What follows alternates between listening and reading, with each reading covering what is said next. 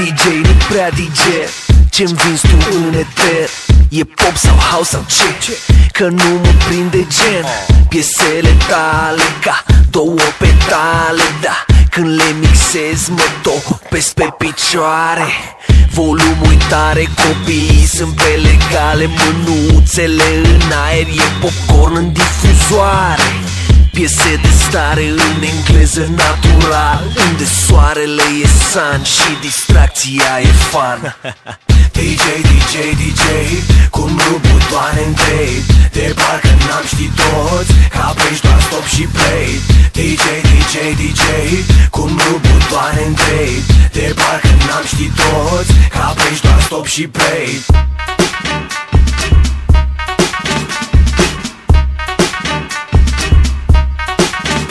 Credeam că toată lumea știe că doar dai play la melodie. Faptul că ai încă de muncă e cea mai mare tragedie. Cam cât crezi că mai merge să fii plătit ca să dai plasă, doar că muzica e mai tare decât putem să o dăm acasă. Dar nu ești tu de vină, sunt ei și ele, ăștia care aruncă în club cu șervețele, cocalari cu super capricii. Nu văd șampania fără artificii. Ai bani de la data, ai piese de-a gata, refren cântă fata și linge înghețată. Ai filmat clipul, poftim la pupitru, le mixezi din fluier, parcă ești arbitru. Profesional, ești amator, ești profesionist ca profitor. Dacă ai fi cal și te-ar chema și Jay, doar așa te-ai striga DJ. Nu fi obraznic, ăsta e nasul, cam cum tai tu în altele și basul. Greșeală capitală gen stock, horn, muie popcorn, ai ce stopcorn.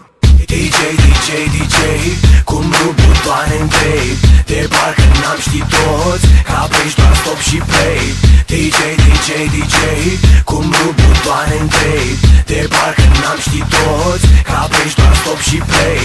O demonstrație, pură creație, de la un băiat cu ceva mai mult sânge în instalație. O combinație de beat, funk și scratch. Hai ne lași, DJ H, n-ai cu cine să te întreci.